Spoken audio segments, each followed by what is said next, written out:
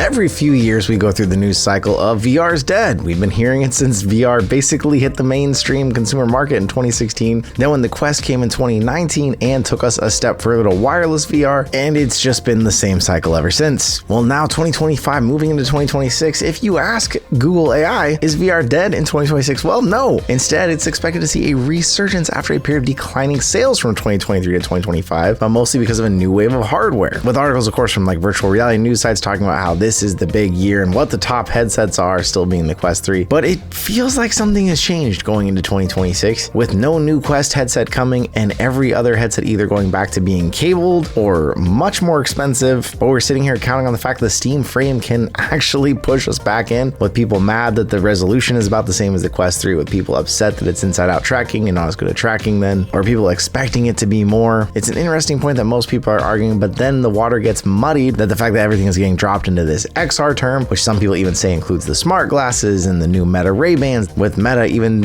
having their term metaverse taking a backseat into AI itself, and everyone being a part of this AI race to see whose AI is going to be the end-all be-all AI. But with all that said, those of us who have loved VR from the beginning or who are still entering it know that VR is here and we love it. Whether it evolves into glasses that can do what we want them to do, or whether it evolves into some version of AR, it doesn't feel dead, but it definitely feels like it's shifted, and it feels like it's more the kids who are in it driving these crazy high reviews on games like Gorilla Tag. But as one VR CEO was just telling me, a big surge is going to happen when those kids who are currently playing Gorilla Tag grow up and play other stuff. So I'm curious, what do you think out there? You're obviously here at this channel because you either like VR or are interested in VR. So how do you feel about it? Do you want it to turn into glasses that can envelop you and take you into other worlds? Do you think AR is good enough to be what replaces VR? But at least if nothing else, we're getting some big good game news. If you don't remember the Thief series of games back in the day, you are in for a treat. And if you do remember, you're in for an even bigger treat. Thief VR is launching today. This is taking that Thief game series and bringing it to VR for the first time. This is a stealth game, and stealth games fit so well for VR. And they brought tons of the mechanics over to the VR world. Pickpocketing, prying open compartments, bypassing locks. You've got VR archery, but you can also distract or disable enemies and make your way through. There's tons of different ways to get through every mission. It also gave the old games a lot of replayability because you could try and play super stealthy and make your way through, or you could go back, get caught, try to escape. And with VR, they've taken some of those mechanics to the next level, using things like blowing into the microphone to put out a candle, which is like something like, why doesn't more VR do that? There's microphones on every headset. But personally, as someone who played them back in the day, I'm really excited to see these coming back to VR. Make sure you check them out. Thanks to developers for bringing this out in VR and for sponsoring this week's news.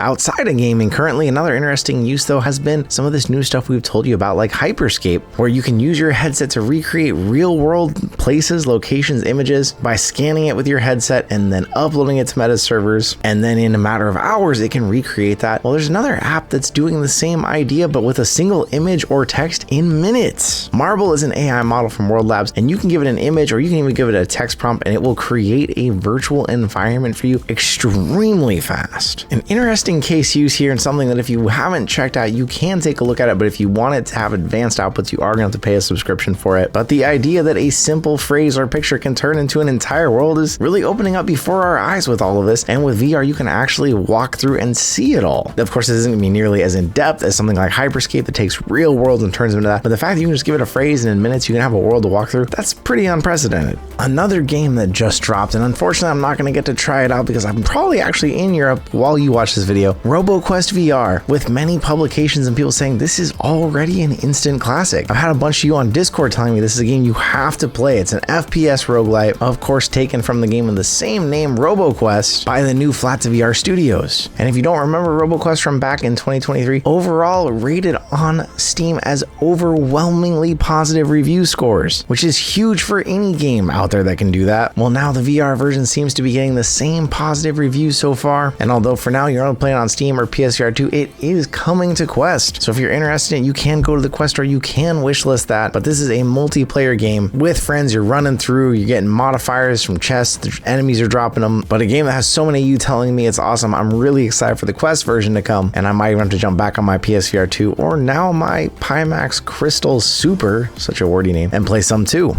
If you're currently in between headsets or you just want to upgrade, we are giving away a Quest 3 and we're teamed up with FitXHard to give away a Quest 3 with them as well. These are running through the holiday season. If you haven't entered, there will be links in the description down below. But these are all to say thank you so much to all of you who have stuck with us here. And a lot more companies over the holidays have a lot to give away, so there might be a bunch more popping up in the link tree. Keep an eye on it. But as you all also know, when we do get like game codes and stuff, we don't even take that much time with giveaways anymore. We just usually drop those in the Discord. So join over there if you haven't already. Any game keys I have, I'll just do another dump closer to the holiday. But get entered in those, and thank you so much. The Quest store is being taken over by more and more Gorilla Tag style games. Animal Company, not exactly a Gorilla Tag clone, but a similar game style and interest, surpassing it even in the most reviews. But guess what? A paid game for the first time seems to be catching up and taking over. I Am Cat, a sandbox game where you play as a cat, live your life as a cat, and who doesn't want to be a cat? Now up to 65,000 reviews on the store at a 4.9 star rating. An absolute juggernaut, especially at $20 still for the game. Usually only free games can get these kind of reviews, especially in the short amount of time that this came out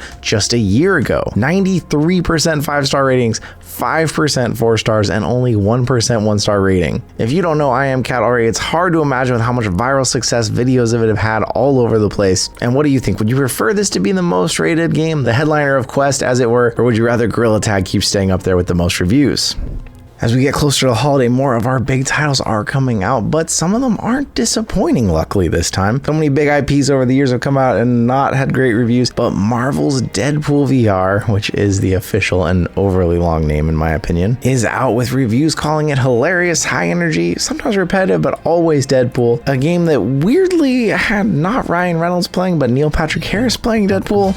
All your dreams of being inside me come true in VR. They even had a funny little bit on YouTube showing that off, how he stole the role from him. Finally, a big IP comes out with a 4.6 star rating, almost 700 reviews, giving it a still pretty good review. Although some reviewers said that it was just too much adult humor and too much gore and violence and blah, so they weren't even going to review it. But if you are a fan of Deadpool movies, you probably expect all of that going into the game, and it does deliver on all those fronts. Too often with a lot of the comic book based games, it does seem like they get a little repetitive. Batman kind of felt the same way, but at least you're laughing throughout Deadpool. I'm wondering out there, those of you who've been playing through it, how are you feeling about Deadpool? I feel like it's been successful enough we might see a sequel. I guess we'll see.